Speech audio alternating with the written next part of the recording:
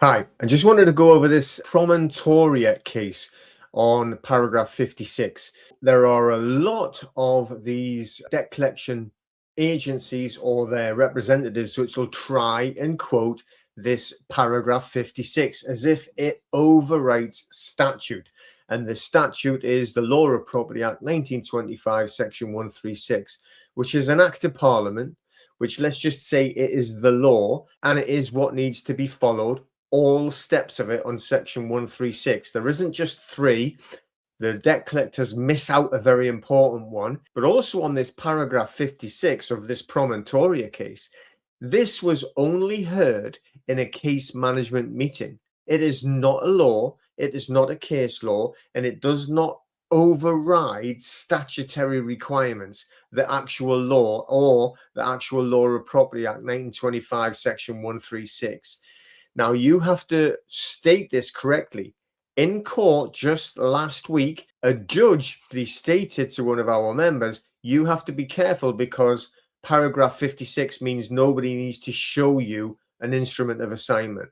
That is 100% wrong.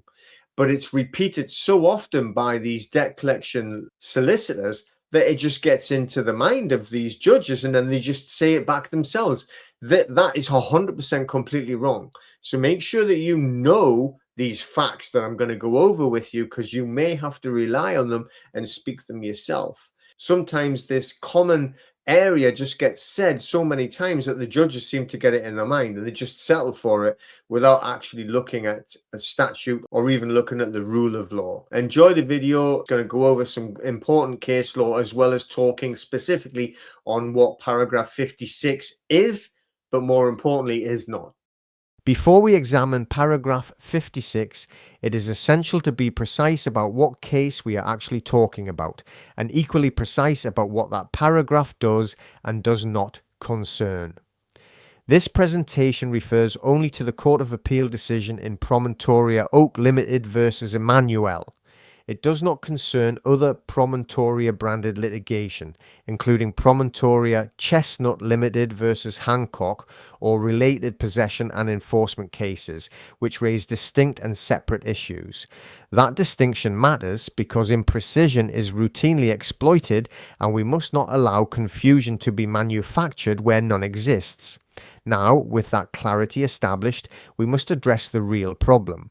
Paragraph 56 of Promontoria Oak Limited versus Emmanuel has been repeatedly lifted out of context and deployed as if it were a general proposition of law, capable of relieving claimants of the obligation to prove title, disclose instruments of assignment, or comply with statutory requirements. That is a serious mischaracterization. Paragraph 56 did not decide legal standing. It did not determine the validity of any assignment. It did not purport to override section 136 of the Law of Property Act 1925. And it did not create any rule that a deed of assignment is irrelevant or immune from scrutiny. What paragraph 56 actually addressed was case management. Specifically, it formed part of a discussion about how the court should manage challenges raised at a case management conference and whether bare, unsupported assertions raised without evidential foundation justified delaying or complicating proceedings at that stage. It was an evidential and procedural observation, not a ruling on substantive law. Crucially, the existence and validity of the assignment were not the issues being determined. No statutory gateway to standing was under consideration, and no court was asked to dispense with proof of title. Paragraph 56 was not part of the ratio on legal entitlement. It was not part of the order, and it was not even central to the dispute ultimately resolved by the Court of Appeal. Yet what we now see with increasing frequency is paragraph 56 being weaponized, cited to judges as if it were a blanket authority for shutting down legitimate statute-based challenges to standing. That is not interpretation, that is distortion. It allows debt purchasers and their representatives to blur the line between managing a case and proving a right. And those two things are not the same. This presentation therefore exists for a specific and necessary purpose: to stop debt collection agencies and their representatives from influencing courts by repeatedly misdescribing a case management observation as if it were a substantive rule of law. To make clear that no discussion about how a court may control weak pleadings at a case management conference can ever displace Parliament's requirements for legal standing, and to restore paragraph 56 of Promontoria Oak Limited versus Emmanuel 2021 to its proper legal place, subordinate to statute, consistent with binding authority, and confined to its actual procedural context. What we are dealing with here is not a technical disagreement, it is a fundamental error of legal method. A single paragraph from a Court of Appeal judgment has been repeatedly cited as if it abolishes statutory requirements, displaces binding authority, and excuses claimants from proving title. It does none of those things. Paragraph 56 of Promontoria Oak Limited versus Emmanuel 2021 has been turned into a slogan. This presentation exists to return it to its proper legal place. The claim that must be corrected. Let us now be exact about what is actually being asserted and why it matters. Across pleadings, skeleton arguments, correspondence, and oral submissions, we are repeatedly presented with a variation of the following proposition. Paragraph 56 of Promontoria Oak Limited versus Emmanuel means that a claimant is not required to produce, disclose, or prove a deed of assignment in order to establish standing. That proposition is not neutral shorthand. It is a compound legal claim carrying serious consequences. It is relied upon to suggest that proof of legal title is unnecessary, disclosure of the instrument of assignment may be refused, and statute-based challenges to standing may be dismissed as merely academic or technical. Each of those uses goes materially beyond what paragraph 56 says or could lawfully say. This is not a question of tone, advocacy style, or forensic emphasis. It is a question of legal validity. The repeated invocation of paragraph 56 in this way seeks to convert a procedural observation into a substantive rule, and in doing so to invert the normal burden of proof. Instead of the claimant being required to prove standing, the debtor is positioned as needing to justify why proof should be required at all.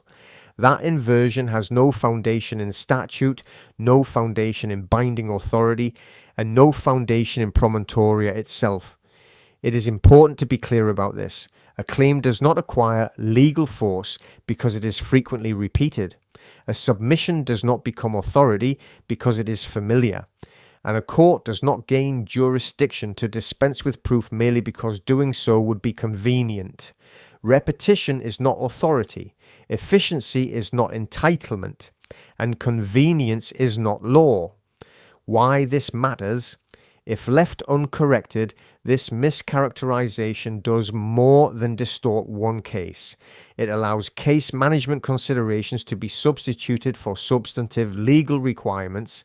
It permits evidential shortcuts where Parliament has imposed formal gateways, and it risks normalizing a practice in which standing is assumed rather than proved. That is why this issue must be confronted directly and precisely before the law is allowed to drift further from its proper footing. Section 136, Law of Property Act, 1925. The statutory gateway to standing before any case law is considered before Promontoria, Van Lin or Frischmann, before any discussion of discretion or case management. The law requires us to start where all legal standing starts, with the statute enacted by Parliament. In this context, that statute is Section 136 of the Law of Property Act 1925. Section 136 does not offer guidance. It does not invite flexibility, and it does not confer discretion. It sets out mandatory conditions that must be satisfied if, and only if, an assignee wishes to sue in its own name. Those conditions are explicit. First, there must be an absolute assignment. not conditional, not partial, and not merely equitable. Second, the assignment must be in writing. Third, it must be executed under the hand of the assigner, meaning that legal title can pass only by a document signed by the party who actually owns the chosen action. In plain terms, the original creditor, not an agent, not a servicer, and not a data processor, must personally execute the instrument by which legal title is said to pass. If the claimant relies on a deed, then the statutory rules governing deeds apply. If it does not, the claimant must still prove a valid written instrument signed by the assigner. This point is particularly important in debt collection litigation. Debt purchasers or their representatives may correctly state that a deed is not always required, but that does not displace the necessity for a properly executed instrument of assignment. The absence of a deed does not mean the absence of execution. Care must therefore be taken not to confuse terminology with substance. Words matter. An imprecise language at this stage can have serious legal consequences. Either way, execution is not optional and it cannot be assumed. And fourth, express written notice of the assignment must be given to the debtor. These elements are cumulative, they are not alternatives, and none of them may be presumed. It is essential to be clear about what Section 136 does in constitutional terms. It does not regulate evidence, it does not address convenience, and it does not concern case management. It defines the legal gateway to standing. Only where Section 136 is satisfied does the assignee acquire the legal right, the legal remedies, and the legal power to give a good discharge in its own name. If those requirements are not met, the consequence is not procedural inconvenience. The consequence is absence of legal standing. This point is not controversial, it is not novel, and it is not dependent on interpretation. It is black letter law. Where Section 136 has not been complied with, or where compliance has not been proven, the assignee cannot sue alone in its own name.